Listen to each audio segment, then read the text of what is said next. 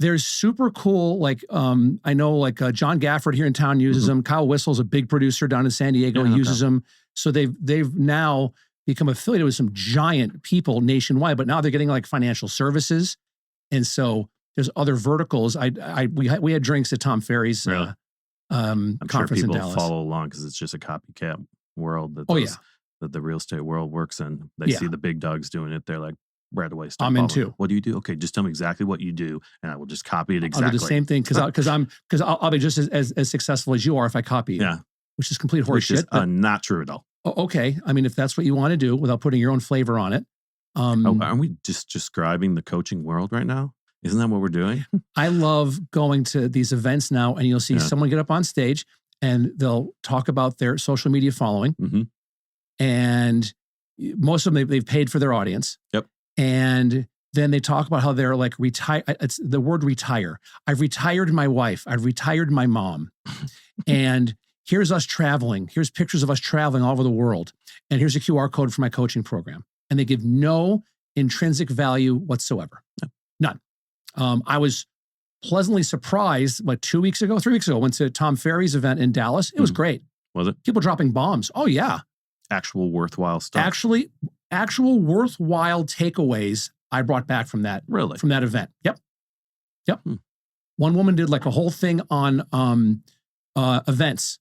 All she does is events, like around an open house, around, and so she takes it on a micro level. She does events, and she kills it. She's like in Denver or something like that, and she kills it. And that's her thing. She's a realtor, but she's always putting on events for people, and they're not like ridiculous. They're manageable, and she's got it down to a science, and that's her. That's her niche. Menu like you can just pick whichever ones you want. Basically, make it real easy for people to do that. Yeah. So and the thing is with real estate, it's find your niche. Sure. Find what your passion. If you don't like making phone calls, don't circle prospects. It's not going to work for you. Yep. Now give it a shot for at least like 3 or 4 months. Try it, and if you're like, I'd rather go to the dentist than do this, then find, because there's just, I mean, in real estate, there's got to be 50 different things you could be doing. Yep. And master one of them. Yeah.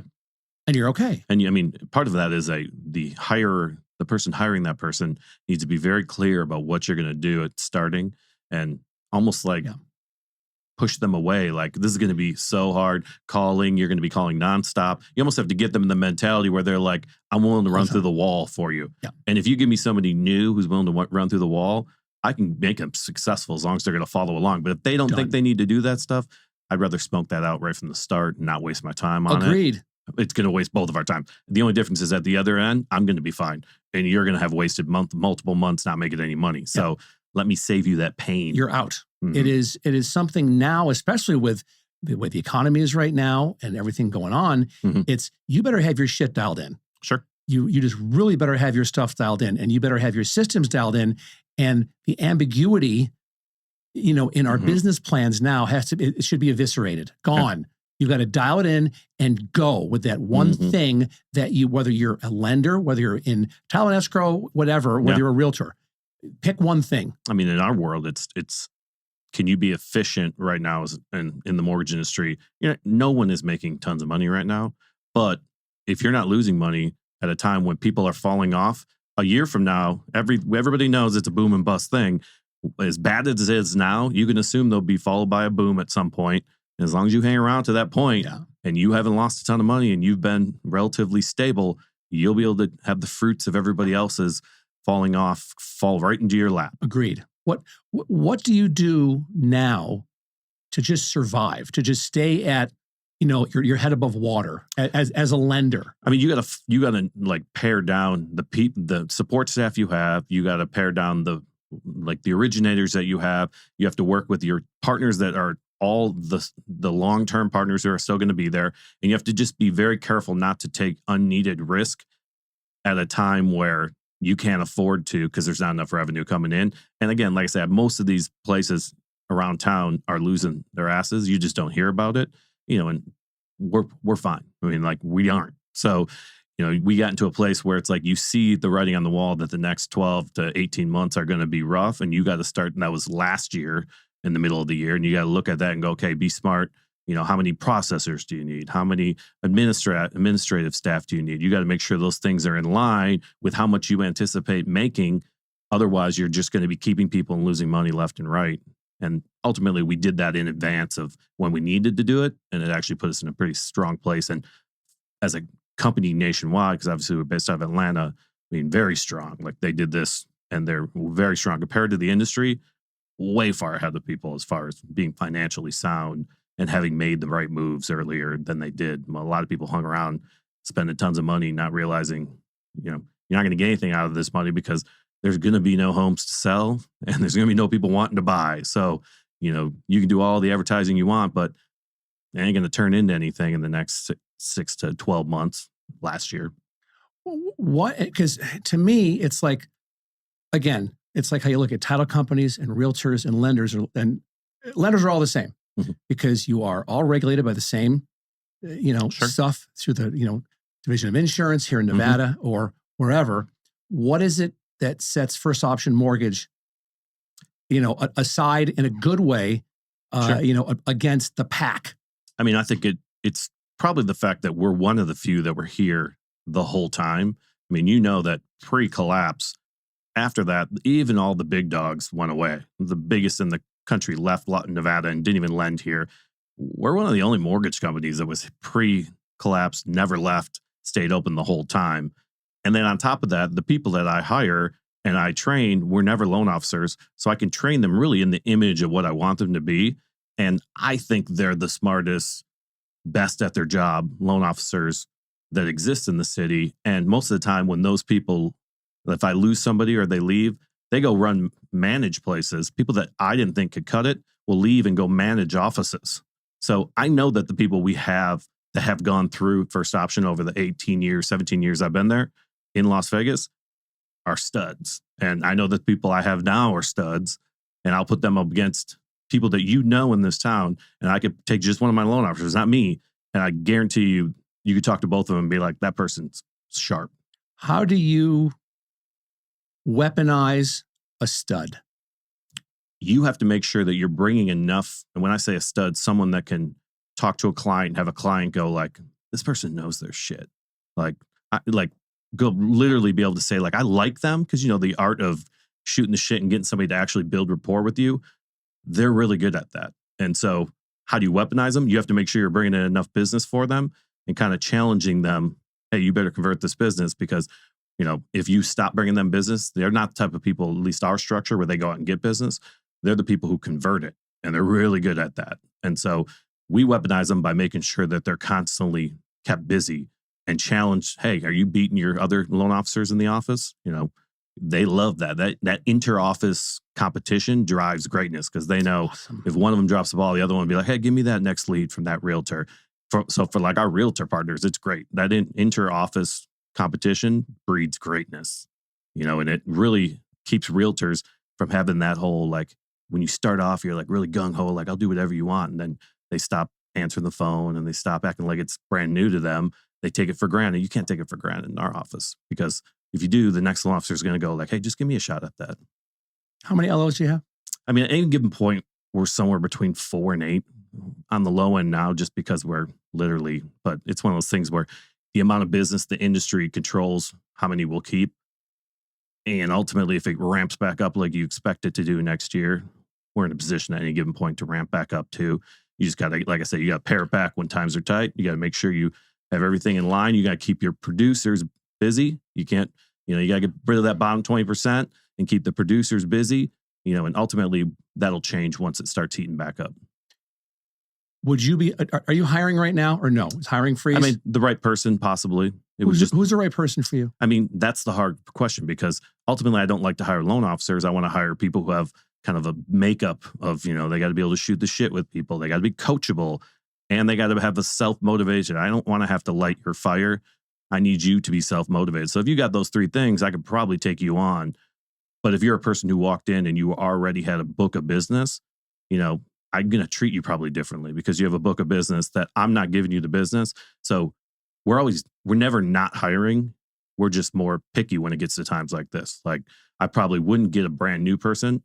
I'd probably be open to having somebody who's already established with their own business more than I would. But in a normal market, I'm going after only non-loan officers who have the right makeup, because I don't want to have to untrain the things they know. There's enough bad habits in this town that, God, I don't know how many times I've gotten people, if they just have those habits, you can't break them from them. They just have preconceived notion of how things go. And that may not be how we operate, but there's a reason we've been around here that long, and we'll be here well after you're done in the industry. So you're not going anywhere. No.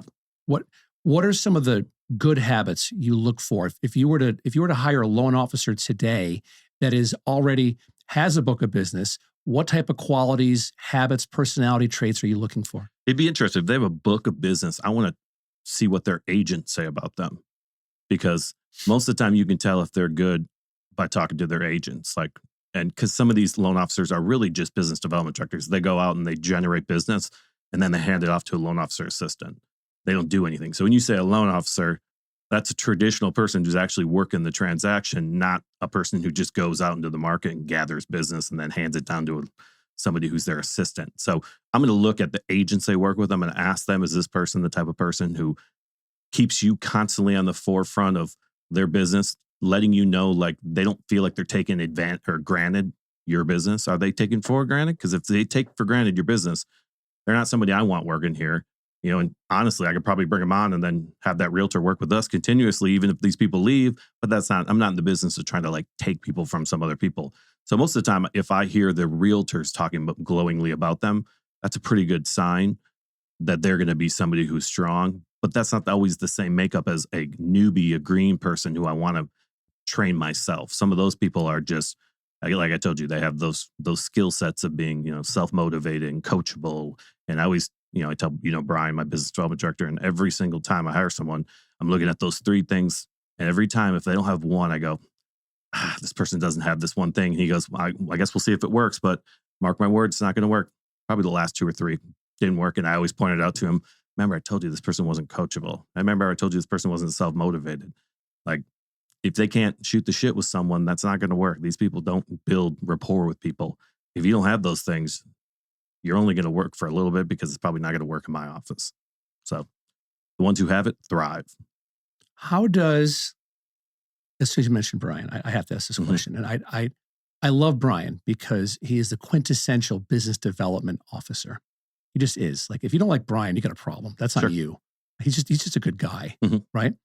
How does he flourish in your environment? Because it sounds like really the loan officers are the ones hunting, killing, and going out for more prey. But they're really not. The Brian's role is essentially to do the things in the market I don't like doing. And so Brian's not to go out there and try to just knock on doors and get realtors to work with us. You better go out there and be the person who's in the room, but you're the hot girl who isn't trying to chase anyone down, because you don't need it, but you're always there in case somebody goes, oh, do you know Brian? And then you can talk to him. We're not desperate for your business. We value it, but we're not, Brian's job isn't to go out there and just beg for your business.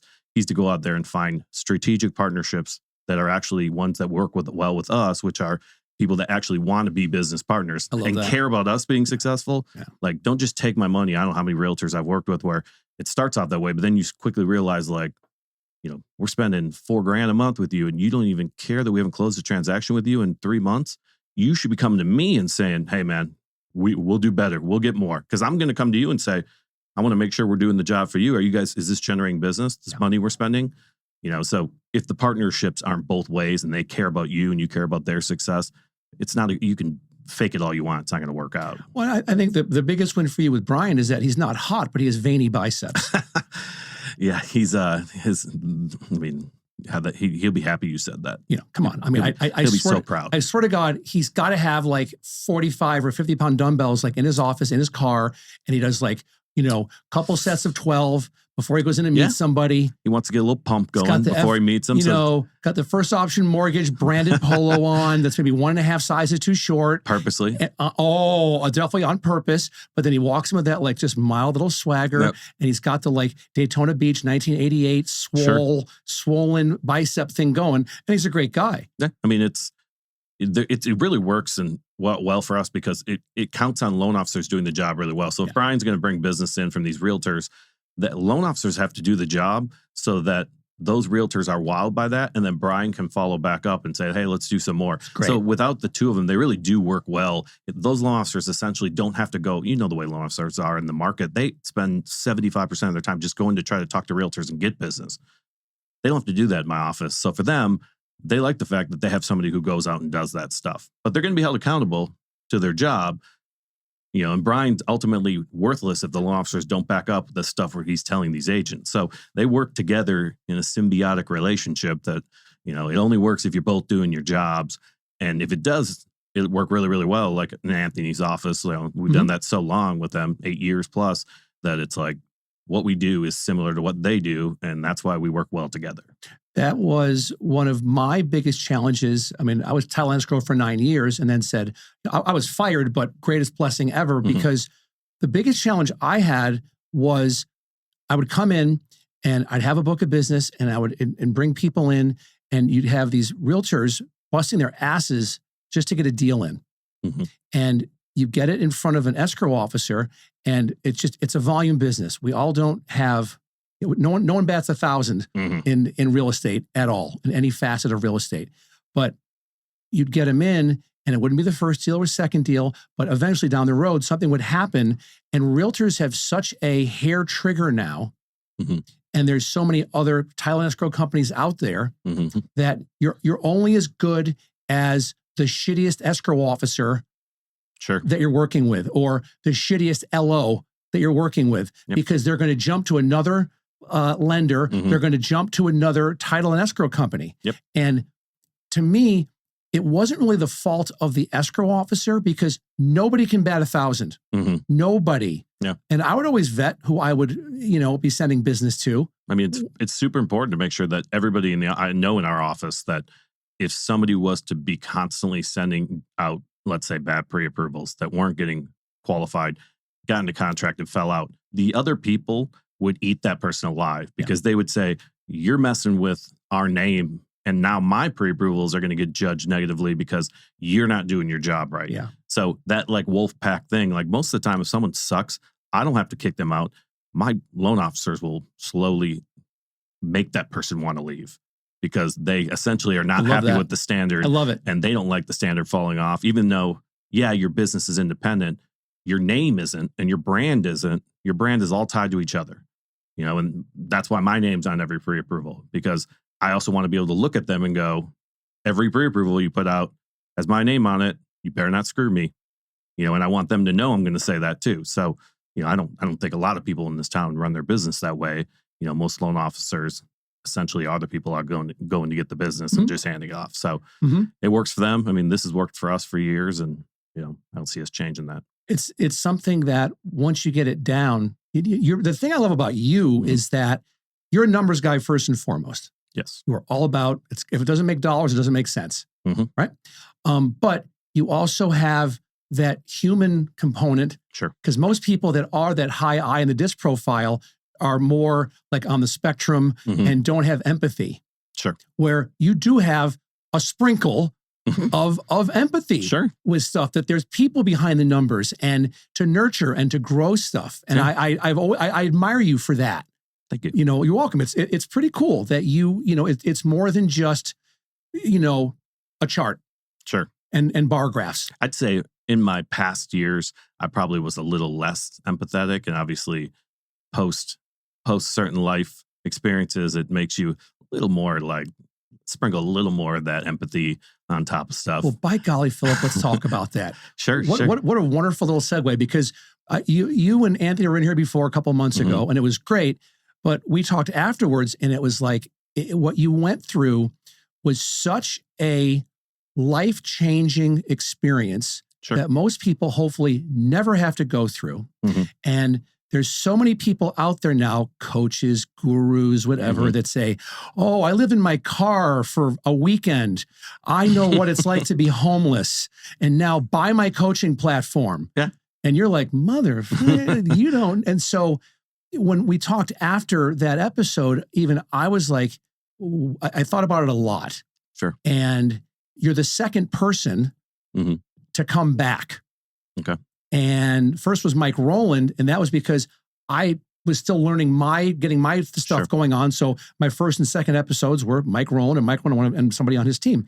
And so this one was more though, like as I'm going now with my content, there's still some real estate stuff in there. Yeah. But I'm now talking to people that are they've got a story. Sure. Right. And so your story, and with, 1 October coming up about 2 weeks away, and you were there. Sure. And had stuff happen that I don't want to take any thunder from your story, I mean, but it's powerful. I had went to the Route 91 Harvest Festival every year. Are you a country guy? Are you a country western guy? I more or less, I grew up in Minnesota, and so I was only allowed to listen to country music growing up. Like my parents wouldn't let us listen to anything else. So, secretly, we obviously did, but it was, weirdly enough, I grew up and then that's what I just liked. So, I've always enjoyed. Post my first marriage, I wanted to go to a lot more concerts and do that kind of stuff. And the Harvest Festival was one I always went to just because I really enjoyed being able to stay in the casinos and on the strip and then walk across the street and then walk back. So I'd went every year. And then the year before the shooting, I'd actually was like one of my first dates with my now wife. And I'd taken her. So I was like, next year we're going to do this big, we had people coming with us. We all stayed right at Mandalay Bay. Night 1, 2 goes by. It's like perfect. It's what you want. You party all the time there. You go back to the hotel and you pass out and you gamble. It's perfect. And then so like as that last night is there, we had checked out of the hotel, obviously, because we're not going to be spending the night there that night. And we end up down right in the front right area. And so the way it's structured, the front right would be the closest to Mandalay Bay. And, everything was fine, obviously, until, you get closer to Jason Aldean and all of a sudden that starts. And, really in a weird way, when he you don't really think about it, you just hear the crackling and you kind of say to yourself, like, is that the speaker? Or is that like, everybody kind of looks around. And I was with a couple of my friends and their wives, and one of my now loan officers at the time was with me, and Merle walked up like a little farther up there and somebody was shining a light on something. And he said it was a girl who had been shot through the neck and before everybody really ran. So he came back right away and told everybody to go and before it even happened. And then the big volleys start happening. And so you just really get down because you're more or less thinking, is somebody up on the edge and they're just shooting over the top of you? This weird feeling of like, you have to get down because you feel like you can get shot in the head. In hindsight, it did not help at all to get down. It actually probably made you much easier to get hit. But when you see from above just how packed in we were, the person shooting just had to point down there. I mean, it'd be harder to hit the ground than it would be a human because that's how tight the people were packed. Like every bullet, as long as put it in that little area, was going to hit a person some way. Well, and he had a gun that now it's been banned, but it's like 40 guns. It was like 10. It was like it was an attachment that essentially just made a gun become automatic. Yeah, and it's for an old person to be able to shoot that gun. It's very strenuous because it's a lot of herky jerky on it, and also those guns are overheating. That's probably why you had so many up there. But anyways, after like the third volley, we hadn't moved far. In between volleys, there's like 20 seconds, and we hadn't moved far enough out yet. We had just kind of moved a little bit, and I'm like facing away from where the shooting's coming, and I got my arm on my girlfriend's back, and we're both down really low. And all of a sudden, I just hear this crack, like the cracking noise of like when the bullet gets really close, it's like a crack instead of like the muzzle noise. And I can hear it coming from my right side. And then all of a sudden, just boom, my left side. And I was like, it felt like somebody took a running start at me with the steel toe boot and just kicked me as hard as they could kick me. I mean, just all the air immediately pushed out of your body. Like, and in hindsight, now I know like that bullet didn't exit me. So all of its energy was dissipated inside my body after it went in because the hole was very small where it went in. And so I immediately grabbed I was like, oh man. And I told Allie, I was like, I think I got shot. And she's like, looks and she's like, you're not shot. And she's like, we got to keep going. So she starts like ahead of me and like has my hand and I kind of like start falling back. I'll show you the video of it sometime here where there's a video camera above Mandalay Bay that zooms in. Like you watch the whole shooting from above and you could see us running and you could see me grab her and pull her back, go like, I can't breathe. And she's And, it's from far away, but you can definitely tell because I had a blue shirt on and a white hat. So you can see me hold her back. And she's like, I'm like, I can't breathe. Because as soon as I started taking a couple of steps, I didn't know, but my left lung the bullet went through my lung. And I'm like, I can't take a deep breath. So you're already huffing and puffing because you're in the middle of something that's got your adrenaline going. And then all of a sudden you just cannot breathe at all. And so I'm like, you got to slow down. And somehow when you see the video, I'm moving. You're going to be like, holy crap, you were shot and you're moving. Man, your adrenaline, you'll do anything at that point to get away from there. So we finally make it out of there. And behind there's a church. We go through the parking lot. And then Hold on one second. Yeah. You have a map that we'll be sharing that with Phil's permission that shows. Sure. It shows exactly our path out and how we exited the actual venue and then where we went. And we go into like a building that's like a escape room building. And there's a lot of people in there who didn't realize why all these people are running, screaming, bloody. And so we get in there and I lay on a couch, like a love seat, and some like off duty or some nurse who wasn't working had taken a look at it. And she looked at Allie and she's like, he's been shot. He needs to go to the hospital. So Allie goes outside to try to find officers to come. We don't know how many people are shot. So for her, she's thinking maybe my boyfriend was shot and there's not a lot of other people. So you'll see the video that she comes out and she's like, we have somebody shot right in here. And the officer's talking to her and they have the little body cam footage on. So you can see her talking to him. And, she's very panicked, but calm nonetheless. And he tells her to bring me out to the street where they're like kind of triaging people. And so they bring me out. You see me walk across like very gently. And, you're kind of like it was in hindsight. I felt like I couldn't breathe at all, but you could see me walking kind of like just taking little breaths. And I lay on the side and down the street, there was like ambulances and trucks and things of that nature, but they weren't coming all the way down to us. We were farther down the road, closer to the shooting, and they hadn't established a perimeter. They didn't know where the shooting was coming from. So they didn't want to bring all that stuff down there and have them get shot at. So eventually Allie gets sick of people not coming down there and goes, we're going to go walk down there. So we walk all the way down there. And just as we were about to get in the back of a truck, there's an ambulance there. It drives away. And then we're going to get in the back of a truck. It drives away. Both of them go to whatever the hospital is right next to us there, right down the street, Sunrise or whatever it is. Sunrise, probably. And which in hindsight saved my life, because if I go to Sunrise, they don't have level 1 trauma, and I needed that. Didn't know I needed that, but I did. And so this officer's like, I could take 2 people. And it's like, you hear it. I mean, I remember hearing I could take 2, but then I saw the body cam footage of him saying I could take 2. And there I am right in the background trying to get in the back of that white truck. And so I immediately get thrown in the back of his car, and my girlfriend gets in the front seat with another girlfriend of another guy who's in the back with me, who's shot in the chest. And then there's another guy in the back putting pressure on both of our wounds. So I'm laid across the back, and ultimately you see the whole footage of us driving, and he does not go to Sunrise. He literally takes me to the farthest away hospital, UMC, because he knew I needed level 1 trauma. And that guy's going 100 miles per hour down the 15.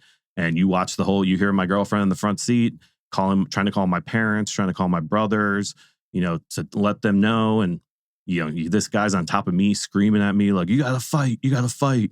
And I just remember thinking like I can't breathe back here. And this guy's on top of me screaming at me the whole way. And then we pull up to the hospital. Did you think you were going to die? Not at that moment. It was one of those things where you don't know how serious it is. I guess because my wound was high enough in my side. It hadn't like been a bunch of blood yet. If it would have blown out my side or something like that, that would have probably been something that I would have been like a little more concerned about. But then when I get to the hospital, they take me out, and you see them take me out, and they put me on a gurney in the hallway, and there's a bunch of people on these gurneys. Like there's not enough room. So you got to like just put people on gurneys and have them wait to get assessed. And that's the part where it gets a little bit concerning to me, because they ask me what faith I am. I tell them, I'm Christian and Lutheran, and they bring a pastor over, and he starts reading me my last rites, which is startling when they do it, because you didn't think you were that serious. And now this person's like praying with you in case you don't make it thing. And it's like, I guess this is serious at this point, and that probably caught me off guard more than anything. And so that's when I really took it serious. But there was a guy across from me who had been shot in the chest. And I'm thinking like this, rewind, all of a sudden somebody comes walking down the hallway and it's a doctor, very nonchalant guy, kind of buttoning up his jacket and kind of stops and looks at my numbers, looks over all my vitals. And then he goes like, this guy's going next. And I was like, oh, that guy across from me is shot in the chest. I'm pretty sure he needs to go. I'm thinking to myself, but boom, they wheel me in there within, the time it took for me to leave the venue and get all the way to UMC and then be in surgery is what saved my life. Because there were people laying on the side of the road when we first got to the side of the road, when they told us to wait out there, we never made it out of there, who literally died right there. And we didn't wait there. My girlfriend got me to that officer. That officer basically abandoned his post to bring people to the hospital, took me to the right hospital. And then I end up in a hospital right away where this doctor walking down the hallway stops and assesses me first and says, I'm up next. All three of those people have to do their part, or I'm not here in general to be able to tell people about it. And fast forward when after I was probably out, I think it was out 2 days and in a coma 2 days, like a medically induced coma. And when I come out and all of my family's there, like, that is weird because you're like, you knew it's serious, but you have no sense of time. So you're like, wake up and you're like, I look down and I'm still open. I got from my chest below my belly button cut open and it hadn't been closed all the way because they needed to heal from the inside out. And I could see inside my stomach and I'm just thinking to myself, like, what the hell is going on here? Like, I needed to know. I need somebody to tell me that. But I knew it was serious because here's my parents, here's all my brothers, and they're coming in from New Jersey, Minnesota, Colorado, Aunt Allie, my girlfriend, and her dad's there and her sister's there. It's like, you knew right away it was pretty serious. And they right away told me, they're like, do you know who your doctor is? And I was like, no. They're like, it's Tim Dickhoot. And I went, what? Like, I knew the last name Dickhoot because when we grew up in St. Paul, Minnesota, I went to school with his cousin. His uncle has worked with my dad for 20 plus years. Turns out his dad and my mom went to school their whole lives together. Our grandmas were friends. The only reason I don't know him is because we didn't have hockey in my high school. And so otherwise he would have went to my high school. So he's a couple years younger than me. And here he's a person I would have known his name if I saw it before. That guy's just passed his test 2 days earlier to be a surgeon. And now that guy, raised in Minnesota by a guy who went to school with my mom. I'm raised in Minnesota. He goes off to Miami, becomes a doctor, comes to Vegas to do his residency. I moved to Vegas and here their kids end up crossing paths and that guy ends up being my surgeon. And so I guess he was a little taken back because when my parents asked him, like, he saw my name eventually, the last name, and he goes, I'll be right back. Cause he was, they were very scared about HIPAA stuff. And so he left because he knew my name. Once he saw Aurich on it, he knew who that was. He knows our families know each other in Minnesota. And my parents were like dumbfounded by it, which, I was taken back too, and all three of those people have to do their role and have the right people at the right spot. And, I didn't know I think I told you, I didn't know who the officer was. So, fast forward after I'm in the ICU for 7 or 8 days and then we get transferred outside.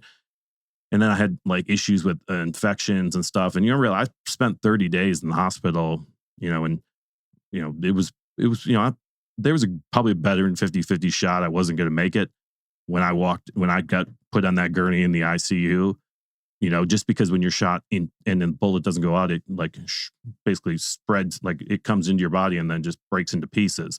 So, I had lost my spleen. I had lost part of my colon. I had my lung was deflated, my diaphragm. I had a bunch of other stuff and they got all the stuff they could get out. But I still have the biggest piece of the bullet's a centimeter behind my heart and they can't take it out because it's more dangerous to try to take it out than it is anything else. So, don't they have like a big fucking magnet? You think it's like, come on, you think it's like Phil. you think it's like old West where they just take and they pull the bullet out and they're like, we got it. No, not at all.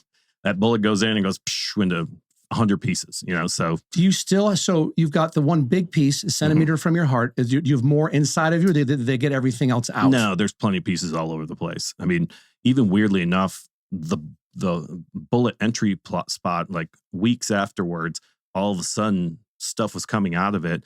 And it was like pieces of the bullet were coming out because your body like expels it, and pushes it out. And so, plus I had bled inside so much that I had to have drains in me for like a long time afterwards that would just drain this old blood out of me, and even into November and December, I had drains coming out and like clipped to the side of my belt that would come out, and I'd have to go in and they'd change it and push a new tube in through my rib. And it'd be like, pah. And I was like, I mean, that sucked. Have you kept any of the shrapnel? No, didn't keep any of it. So I think we probably have that piece that came out afterwards, but I don't know where it is. I'm a big Hobby Lobby shadow box guy, Phil. And I think it would be awesome for you to take like the shirt you were wearing, which I'm sure is all cut up and bloody, but like your shirt, some of the shrapnel, your ticket, would be an awesome shadow box. I have the bag that they put all my clothes, shoes, and stuff in, still in that bag from the hospital. And the shirt wasn't cut up because I took it off while the nurse was looking at me in that room I was in. So like all that stuff, it's real bloody because ultimately it bled a lot, mostly after I got in the back of that police car because I was laying kind of on that side. And so fast forward, that officer said I was looking for him and I couldn't find him. We were trying to figure out who he is. They came out with all the body cam footage and I watched nonstop footage for a long time because I wanted to find out who that person was. And I knew where I was. If I saw somebody, I'd be like, okay, that guy's in the right area. And so all of a sudden I'm watching all this body cam and I'm seeing myself in multiple videos because you see the officers, but I finally find the guy and I see him go, hey, I feel useless. I'm going to take some people. I could take two. And then I'm in the background. And so we have a friend at the fire department and they connect us and I call him up and they had me call the actual police department. And he's like, oh, who is this? And I'm like, I was given your number. You're the officer who saved my life. I mean, I don't know how you say that. And he's, he doesn't want any of the shine, but he's like, oh, I wonder if you made it. He's like, I went back to check at the hospital later that night because you had just bled and ruined my back seat. And he's like, they wouldn't give me any information, and I assumed you had died. And he's like, that's great. And I was like, I mean, what can I do for you, man? Can I I'm in the mortgage industry. Can I give you a free loan? And he's like, yeah, we're actually looking for a house. I'm like, perfect. Let me give you my address to the office. And he's like, I think I have it. And I'm like, what do you mean you have it? Turns out he had, at the end of October, had been in my office meeting with one of my loan officers to get pre-approved to buy a house. I was the guy he was looking for, trying to figure out what happened to that guy. He was walking around with a pre-approval letter with my name on it, putting in offers. My name was in his car, and I printed out pre-approval letter because I'm on every pre-approval letter. And it's like that. I mean, when he saw that, he's like, "This is you." Like, showed me the letter. I was like, "You have my name on there the whole time." So it's crazy that I was able to even find him, but it's even crazier to know that guy was walking around with my name on his stuff. And, both of him and the surgeon, became good friends. They came to our wedding, and just good people that, they don't want the shine. Neither of them do. But by all means, they should get the shine. I mean, even if you just did something that you thought was right and you have now validation that right move of saying, I'm going to take people to the hospital just saved my life. And so, you get credit for that, even if you don't want it. Sorry. Is the surgeon still here and is the police officer still at Metro? Neither. So the surgeon went back to Miami, maybe a year after the shooting. He had just taken a job there. And then the officer had gotten out of Metro and got into like private security. So neither of them are here. I mean, the officer's still here and I still talk to them, and I still talk to to Dr. Dickoot, I'll call him. And ultimately they're still both friends. It's kind of cool because Dr. Dickoot has multiple kids that are around the same age as my young kids. So, we'll share like stuff, but weirdly enough, like if I'm sick or something like that, I'll still ask him like, hey man, should I go? Like, long story short, I had to redo the whole surgery that I had all over again about a year and a half after the shooting, because when they cut you in half, like, and they put you back together, like, it's hard to keep that, like, where that line is it was coming apart. Like, inside it was coming apart. And so they had to go back in and basically do the whole surgery all over again. Well, Dicku didn't live here, so he had put me in touch with somebody he trusted that was good, and I'd be asking, even to this day, if I have an issue, I'll still hit him up and say, hey man, I'm feeling this weird. He's like, oh, check this out. Or even like something with my kid, I'll ask, like, should I be worried about this? It's once you have somebody like that you trust, it's hard to go to other people when he's told me he sat with my one by one, went through each one of my organs, cleaned them off to see if it bled, like if it had a hole in it, and then put it back in. So it's like that guy's went through every one of my internal organs and held them in his hand. I'm going to trust him, if I have a question on something, even to the point where he's like, did you ever have something with your pancreas? I was like, actually, I did. Like 18 years ago, I had like pancreatitis, just like an acute one-time thing. He's like, I saw some scarring on it.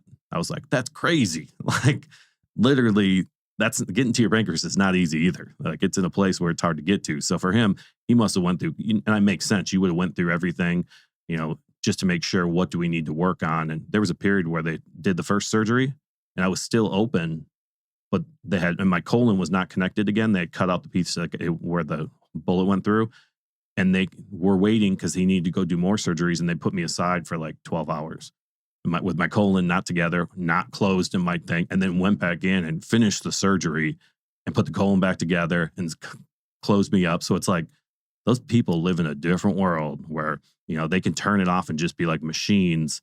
And thank God they're there, because, I got real lucky that I ran into the right people at the right time. And it's really uplifting. I tell you, I watched the videos, but it's really uplifting because when you watch them, you actually see some of the best of Las Vegas. We always talked about that last time I was here, and you see people coming up asking officers, like, how can I help? And the officer's like, I can't give me a gun. And he's like, you've been drinking. I can't give you a gun.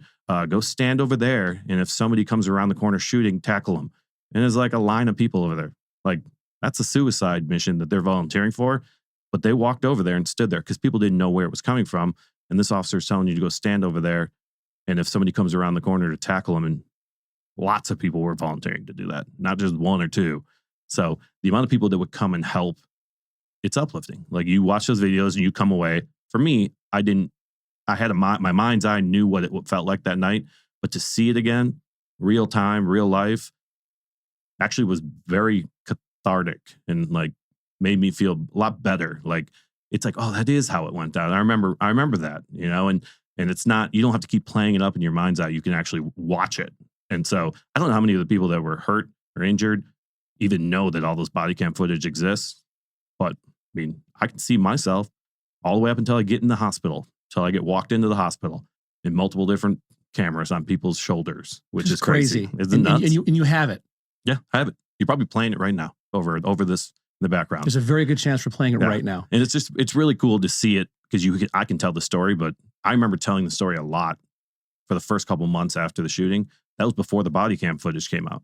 So I tell the story. I did multiple news station stuff in Minnesota and out here in Las Vegas, but no one knew what it was. And then the body cam footage came out, and it was like, oh, by the way, that story I've told, here's the actual video of Allie running out and asking the officer, where do we go? Evidence of what happened. Like, it's really, really cool to see it afterwards and be a person who's like, okay, I remembered it correctly.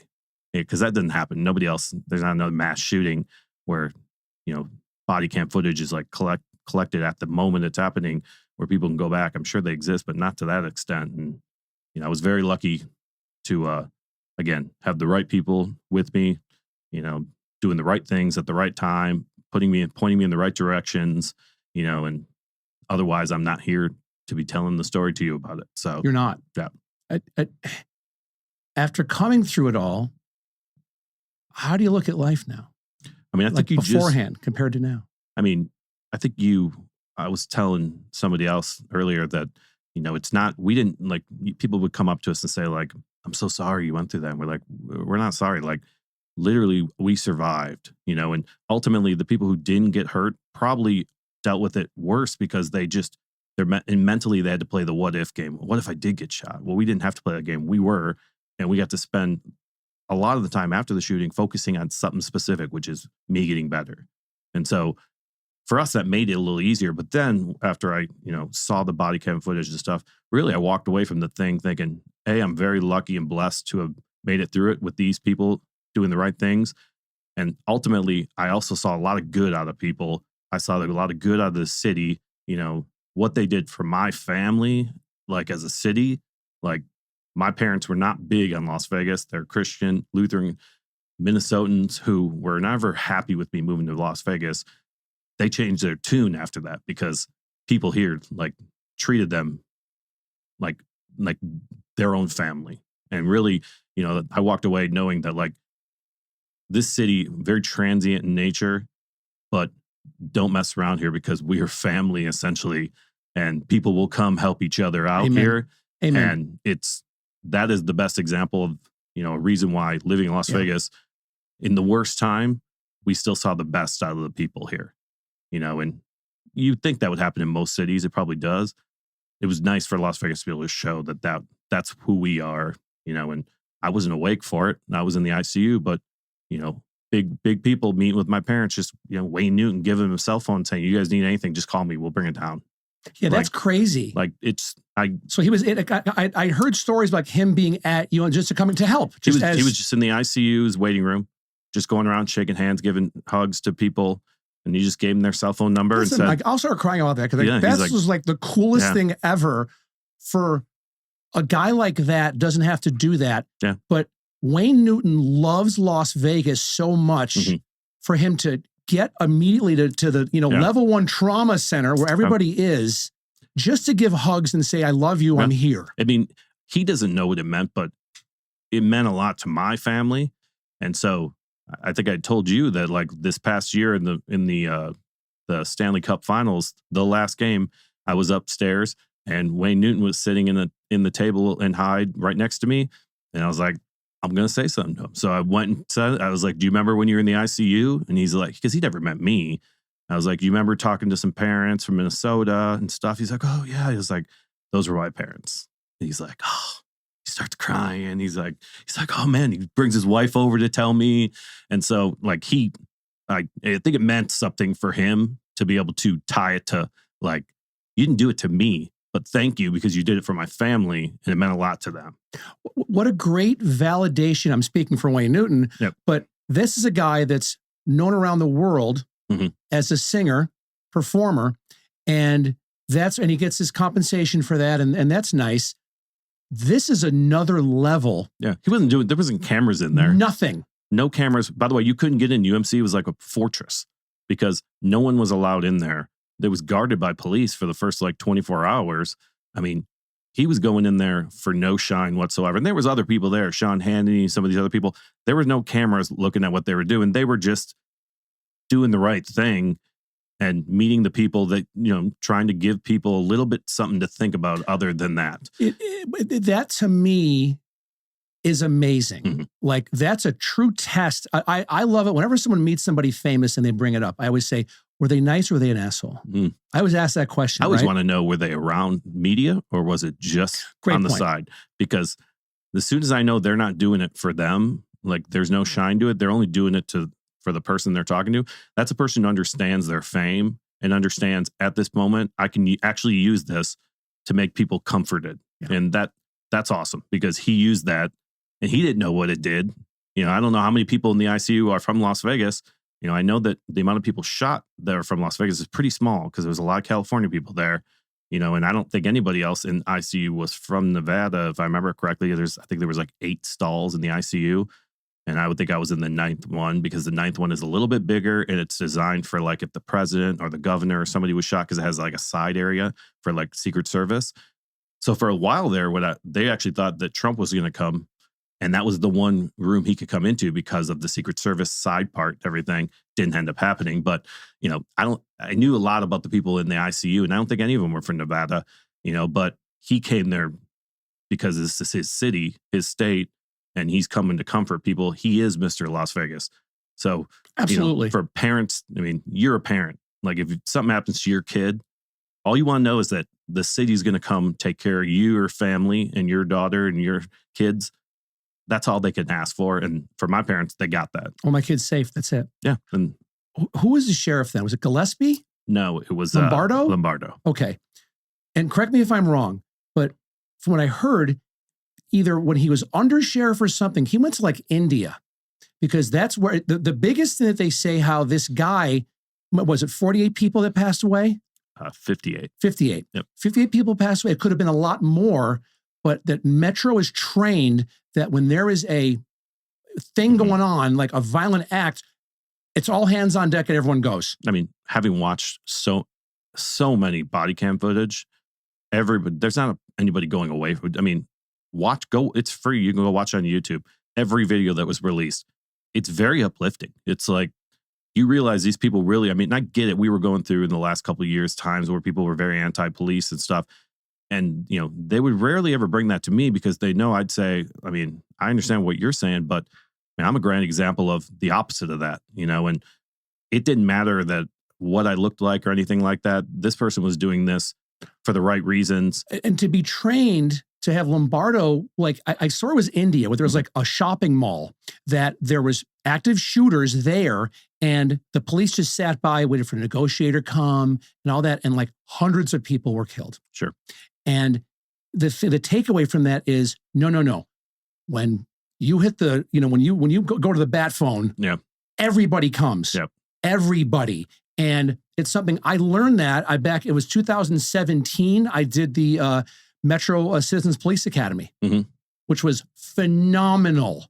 I don't know if they do it anymore now because of COVID, but it was 12 weeks, Wednesday night for 3 hours. You would apply to get in. They did a background check. They did every single facet of the police. Like homicide was gnarly. Oh, yeah. But they like cyber crimes, everything. And that was one of the biggest things they talked about. And then I did a ride along, Bolden, Area Command.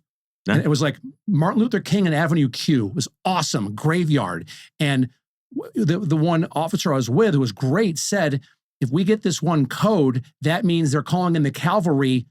All of Metro goes there. Yeah. So this is, pre all of that going on. Sure. That they were trained for that is that you're in that situation to have that one Metro officer when people are saying, give me a gun. And he's saying, no, you've been drinking, nor can I give you one, but go stand over there. For him to be trained enough to tell somebody, go stand over there. If a threat's coming with a gun, tackle them. And that person it's a tacit implication. It's a suicide mission and you're still going to do it. Yeah. As anybody with any type of morals and ethics would do. Yeah. You would just do that to protect your own. You just don't, I think the general public don't understand the amount of those type of people who are volunteering to do that stuff, because they didn't watch the body cam. When people even released it on the news, it wasn't talked about, that kind of stuff, and that kind of stuff is the stuff people should hear about it, because it raises your view of how people act in situations like that. Yes, people are running, trying to get away and survive. But once there's just as many people who are going like, how do I help people? When you watch all these body cam photos where they're running into the venue, it makes it very clear. I was lucky enough to go to the Best of the Badge for the police department, the first one after the shooting, as a guest of Officer Dobbins, my wife and I, and him and his wife. And it was very cool because like all of them got awards, rightfully so. But I think I don't know how many of them got to bring along somebody from that specific thing. I mean, I might have been one of the few people there. So it was really cool to be part of that, just because, they're kind of celebrating each other, what they did. And it's like, I'm glad I was there because I could be like, yes, you guys deserve this. And ultimately, yes, there's bad people in every line of work in the world, but I'm not going to paint everybody with that broad brush. I've seen the best of what you should expect out of them. And, I walk away from this knowing that I'm very blessed that that officer was one of these three people I had to have. I had to have my wife, now my wife. I had to have Officer Dobbins, and I had to have Officer or Dr. Dickut. Otherwise, I'm not sitting here to be able to tell the story about it. And, we always talked about like the mortgage industry and the real estate world. Like they all have these events, and ultimately every single event now they have like one person who does like a beat the odds story they're telling them and stuff. And it's like, I always sitting there and think like, oh, that's a good story. But then I'm always like, man, you have no idea. Like it's when you get out the other side of that, there's a lot of things that really don't matter to you that aren't as important. And it gives you some context and clarity in life in general that, you didn't have before. And it's rare you get to peek on the other side and then come back. I mean, another weird part of the story is I think I told you, I would watch all these videos, and I happened to watch the videos about the casino. And I'm like, oh, the shooter, he won a jackpot. And I'm like, looking at it all, I'm like, it looks so familiar. And I look at my phone, I look to the day. It was Friday. He won a jackpot 42 minutes or something after I won the jackpot on the same machine. Wow. Because we were staying right in Mandalay Bay too. We were staying right in the same tower he was in. And so I looked at it, looked at the clock, looked at the time I took the picture of the jackpot that I won. I saw the number of the machine. It's the exact same machine he was sitting at. That's crazy to me. Like, how much did you hit for? I think it was 2,500 or something like that. How much he hit for? Probably a lot more than that. Actually, he probably gave it all back. That's probably why he got a little upset. Fuck him. Yep. He's in there's a special place in hell for people. Yeah, like I mean, we still don't know why. And, for those of us who were there that were part of it, I don't care. Well, I was going to say it doesn't help. I don't think there's heal. It doesn't help you, does Jeff, it? The amount of people I've had people literally call me a crisis actor online. Like, we had posted, it was like the 1 year anniversary, and Fox had put out like a thing about it, and we were one of the people they interviewed about it. And like, they posted on Facebook, and somebody starts writing out, oh, this dude's just a crisis actor, just another one. So I'm like, okay, I'm going to respond. I write back, and I copy Dr. Dicku. Dr. Dicku, why did you cut me open if I'm only a crisis actor? He writes back, and he knew how to play right into it. He's like, well, you were dying, and I assessed that might be the only way to save your life. And I write back, even though I was a crisis actor? And he wrote back, clearly not a crisis actor. That person who posted that deleted their comment and moved on. Yeah. When you've been there, and I've seen plenty of people with, hey, there's a second shooter on top of the church and all this other jazz. I was there. That's not true. And so the people who kind of want to go down a path of making it into something like that, guys, it wasn't there. Now, we don't know why he did it, and maybe there's something there, but there's a lot of the stuff that comes out that's just bunk. And when you were a person there, it is, because I knew where the direction it was coming from. And these days, it's all science. Like, you can tell if you know where a phone is recording something audio, you can use math to tell exactly where that was coming from, and all of it points right back to the same place. Yeah. So I don't know the guy's situation. I don't know why he did it or who was in that room, but something was coming out of that room from someone, and I don't really care, because that was clearly a deranged soul that is no longer here, that ultimately I can't control the why, so I'm not going to sit back and waste my life. I'm going to think about the things from that night and the months and years afterwards that are very uplifting, that are positive things, because I think there's so much more that came out of that we look at, me and my wife and the people we were with, because of our group of 10 or 12, 3 were shot, me and 2 other people. The other 2 were shot both in like the arm, because I remember the one gentleman, he was shot first, and he never forget him going, guys, I was shot, and like holding his arm, and it was just like mangled. And we were like, you got to keep running. Like, you don't know what to say to that. That's when it becomes real. Is like, you see somebody who's been shot. And the other one was an older lady who was the mom of one of our friends, and she was shot in the arm too, and they both survived. I mean, it's crazy. Like, if you get shot in certain places, you're out of the hospital like next day. I would have thought like, all right, well, you're in there for a long time. Like, you're out right away. Like, unless it's hit something that needs to heal or is infection, like, they get you out of there relatively quick. I remember him coming to my room, because he was in the hospital across the street, whatever that one is, across from UMC, and came over to see me, and I mean, he couldn't really see me because I wasn't like in a state where they can let people just come in the ICU, but it was cool to know that they came over and checked on me when I was in the hospital, and all of our friends made it out, safely. And, there's plenty of people who didn't, but, a lot of the good that I talk about is why a lot of these people did make it out, and kudos to those, like I say, those 3 people that helped me, because without any one of those 3, and the direction of a stronger power than me, pointing me in the right direction, I'm not here to tell the story. So, pumped to be able to always tell the story, because it makes me happy. In a weird way. It's not, sorry, man, sorry to hear about that. Like, I'm excited to tell it, because I think there's a lot of positives that came from it. And I saw a lot of good things, and people need to know about that stuff. And you don't have to answer this, but Sure. if I went through something like that, that's like lifelong PTSD. Mm-hmm. That is lifelong going to a trauma therapist. or at least for a while, Sure. To go through it. And that's healthy to do that, to go through that, to process those emotions, because it's such a, that's a lot. That's heavy. Like I said, I think a lot of people who didn't get shot struggle most because they play what if game. I didn't have to play the what if game. I did get shot. Now, I could think about it in terms of like, what if, like, I mean, literally from how far away he was moving his gun, so little amount made the difference of him hitting my spine. Like, if I get hit in the spine and I can't walk, Allie can't carry me. I'm going to have to tell her, even if I'm alive, just go. Yeah. So I could sit there and play that up in my head and get myself up anxious about it. And like, but it's like, I'm very good at being able to turn that off mentally and not think about it. It's not like I'm burying it. I'm not, it really is me just not thinking about it, because I know there's nothing that's going to help with that. I know that I was very lucky that that didn't happen. And if I'm going to literally dive down a path of being worried about what could have happened, I mean, I could do that every time I drive to work or fly in a plane and stuff like that, you know, and ultimately, yes, there's a lot of PTSD. I feel like the people who didn't get hurt almost struggle worse with it. It's a great point. You know, it's just because they played the what if game. And even for me, I don't have to play what if, and I can see it now because I can watch those videos. That's why I say it's cathartic. I don't have to play this. Is that how it happened? And like start twisting it in my head.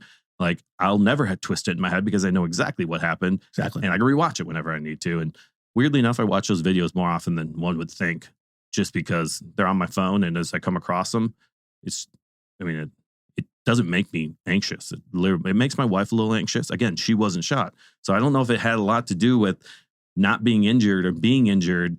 You know, I was more woke. I'll never forget waking up.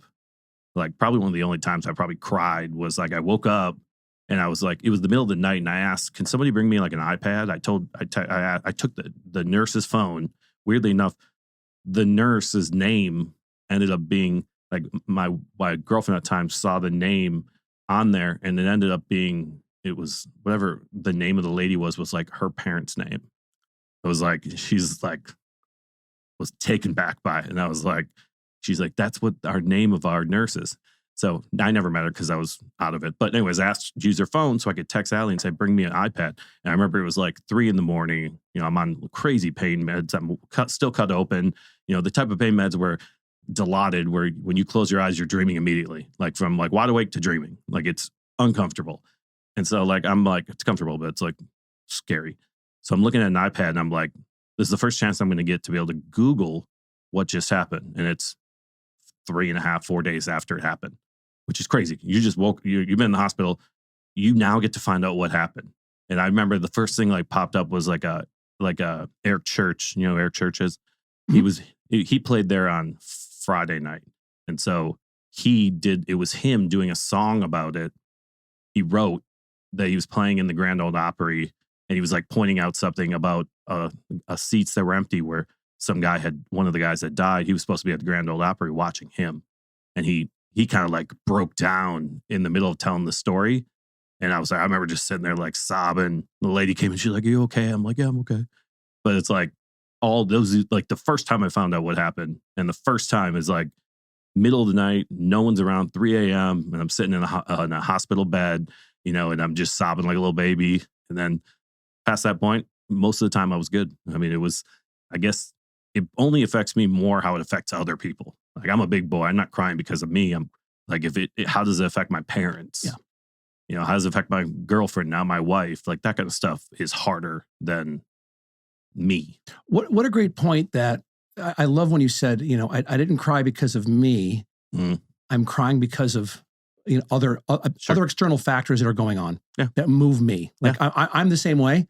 I love that. Yeah. I'm a big boy. I can handle it. But when my dad's a real tough guy. Like he's like 6'6". He was 6'6", big guy, had tryouts in the NFL. He's just like an intimidating figure in general. So when they talk, it's always harder because they're like, we had to pack up, but we didn't know if we were taking a flight to plan a funeral or if we were taking a flight you were going to be alive by the time we landed.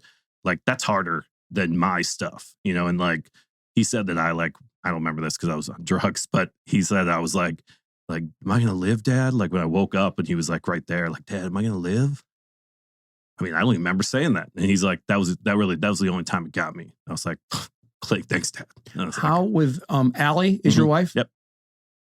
How, if anything, did things change from before this happened to after with your relationship with her and how you looked at her with how she handled herself? I mean, she basically shut her life down to take care of me for months. I mean, we had separate houses, and afterwards I wasn't allowed to. I needed to be in a house with somebody to take care of me. So I never moved back into my own house ever.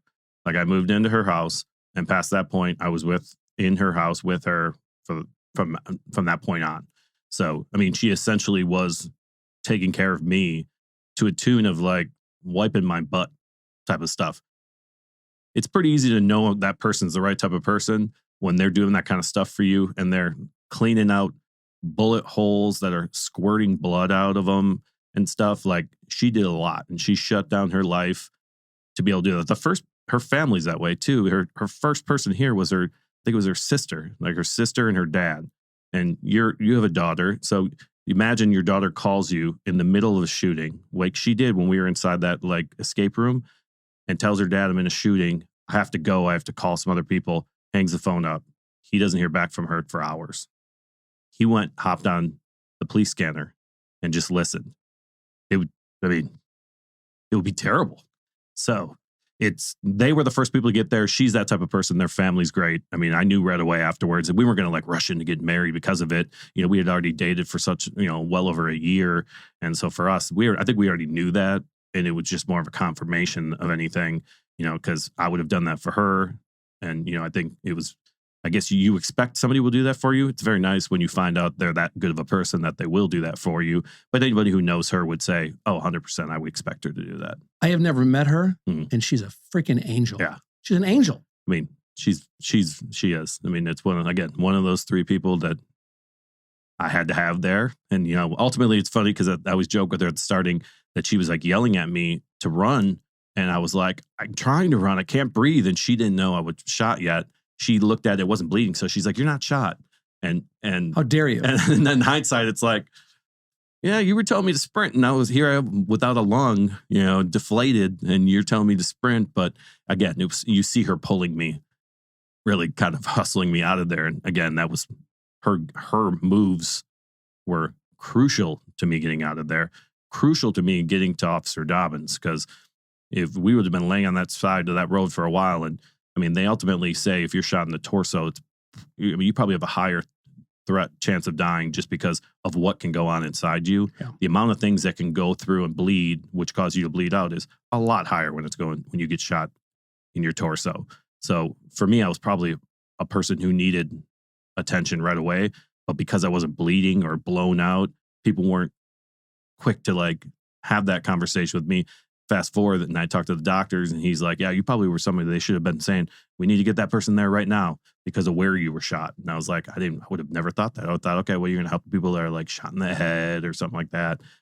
No, they were saying like torso's a bad spot. Gut shots. I learned it from the movie Reservoir Dogs in Tarantino, with the one guy that got Mr. Whoever that got, Tim Roth was the actor, gets shot and I'm sure now my guys will put in a little part of it where he's laying there trying to he shoots at people at the end, the big shootout scene, but they were saying like that's one of the worst spots to get shot. Mm-hmm. It's the most painful. Yeah, I mean, it shattered a bunch of my ribs, and like even though the hole was really little, like it went in and just like spread, like the bullet just spread out. And again, it didn't exit. So the amount of force, I can't explain how hard it felt like when it hit me in the side, that it just knocked everything out. Like it knocked me. It felt like it knocked me like silly because I was like, what the heck? Like I couldn't talk or anything because it was like I'd lost every piece of air inside me, was pushed out of me in a second, so immediately I'm reaching under there and like she's looking at me like, I'm like, what are you doing? Like, I'm like, I think I got shot. Like, but it wasn't bleeding. So, I mean, thank God it didn't. Like again, Ellie's like, how dare you keep running? I mean, I'm in hindsight, I was moving pretty good for a guy that was shot. I mean, you're so lucky that you're hit in certain places, because I remember doing so many CT scans and MRI, because they were worried that some of the bullet fragments might have been in my spine or near there that could paralyze me. I mean, I every day had multiple ones because they would go back in and check it, so you're just lucky that when it splits out, none of that stuff hits in a place. And, the biggest piece stops a centimeter from my heart. Like it's still sitting right there. And I'm cue the picture I have of it, and you'll see it. It's right there, and all that stuff has to happen. So, you could say luck, you could say, God, it's probably, you're probably right any way you put it, but, I feel very fortunate. And, there's my dad always says, like, you've been spared, you better do something about it. You better live a life. It's like, no pressure, Dad. Put it all on me. Yeah. I mean, I think, I've done so much since that time. I mean, been to so many places and done things I wouldn't have done otherwise. And, ultimately, I'm not going to waste any more time. I'm going to do the things I want to do. And I'm not going to stress over the stuff I can't control. I'm very good at not stressing over what I can't control, because I'm not going to let it get me down. I'm only going to worry about the things I can control. Good for you. Yeah. Thank you. Yes. This has been awesome. It's something we talked about for a while, and I can't thank you enough for coming in. Happy to be here. I love you, and you're a good man. I appreciate that. You're a good man. I'm glad that you're a dad. Your kids will benefit greatly from you dadding them. Yeah, I mean, it'll be weird to see, like, as they grow old and learn the stories. And there's been a lot of videos and stuff that, I couldn't imagine if I would have had to seen a story about my dad being that way. But like, I know my older two from a previous marriage, they go to Faith, and even the Faith Academy, they were very good at, like, there was only one or two families. Mike all of a sudden blinked, and like the Faith community had paid for their school for the next couple months. People had just said, let's pay for school so that guy doesn't have to worry about that, and taking care of it. My kids were so little. My son was like a kindergartner, and my daughter was like a second grade. And it's like, they didn't know any better. They just went to school the next day, and people like were trying to tell them without telling them. And so like again, another example of Las Vegas coming together to like make sure your kids are okay after you're injured, and felt very lucky to have my kids at a school where I didn't have to worry about them. I knew they were going to be okay there. But it'll be interesting as they get older, because I'm sure in Las Vegas, there'll be a lot of like, that is a history of Las Vegas now. And for you to be able to tell that story, and part of that story is your dad being there, you probably can write some essays on that down the road. I would say so. Yeah. They're lucky. They're lucky to have you. Feel lucky to be here. Yeah. I'm lucky to have you. Thank you. Thank you very much. This has been awesome. Yeah. I got a great picture of me walking like in like a hospital gown. Cue the picture, holding their hands like when they're little. Like, that was the first time they were able to come down there. They weren't allowed to come down there until like 12 days in or 15 days in or something like that. It was a couple weeks in before they would let them even come down there. So, it's one of those pictures I always look at and keep, because it's, it puts everything into perspective. As it should. Yep. Thank you, sir. Yep. Happy to do it. Been fun.